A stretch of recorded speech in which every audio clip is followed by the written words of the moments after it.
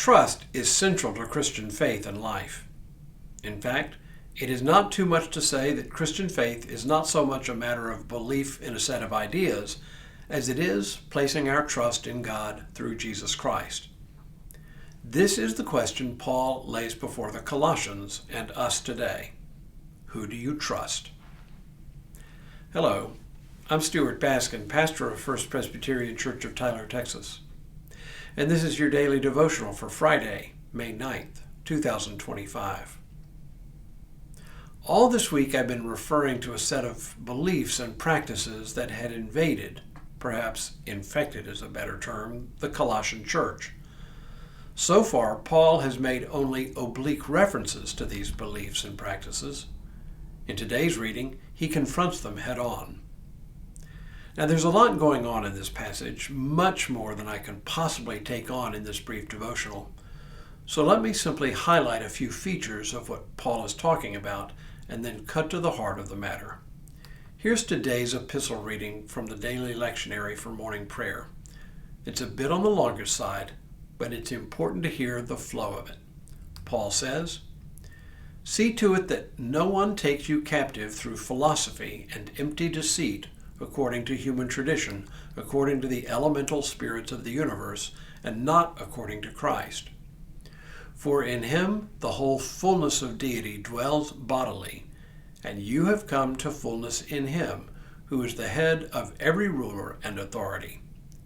In him also you were circumcised with a spiritual circumcision, by putting off the body of the flesh in the circumcision of Christ. When you were buried with him in baptism, you were also raised with him through faith in the power of God, who raised him from the dead. And when you were dead in trespasses and the uncircumcision of your flesh, God made you alive together with him, when he forgave us all our trespasses, erasing the record that stood against us with its legal demands. He set this aside, nailing it to the cross.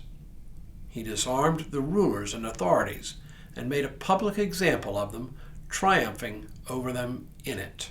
Therefore, do not let anyone condemn you in matters of food and drink, or of observing festivals, new moons, or Sabbaths.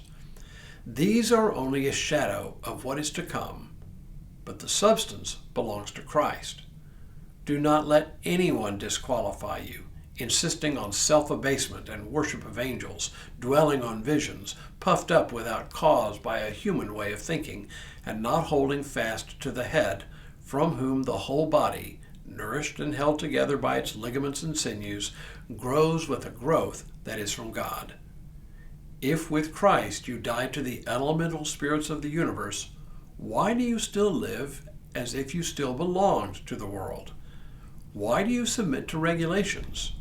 Do not handle, do not taste, do not touch.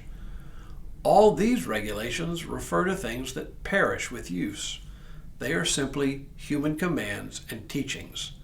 These have indeed an appearance of wisdom in promoting self-imposed piety, humility, and severe treatment of the body, but they are of no value in checking self-indulgence.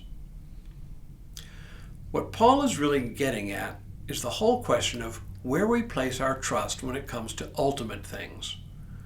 What he calls philosophy and empty deceit, the elemental spirits of the universe, and praying to angels, these are all in competition with Christ, who for Paul is the complete and highest expression of powers in the universe.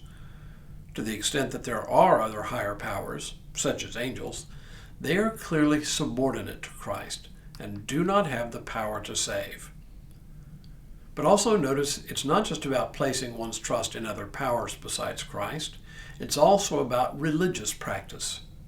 And here Paul skewers those who call on the Colossians to live a severe ascetic life.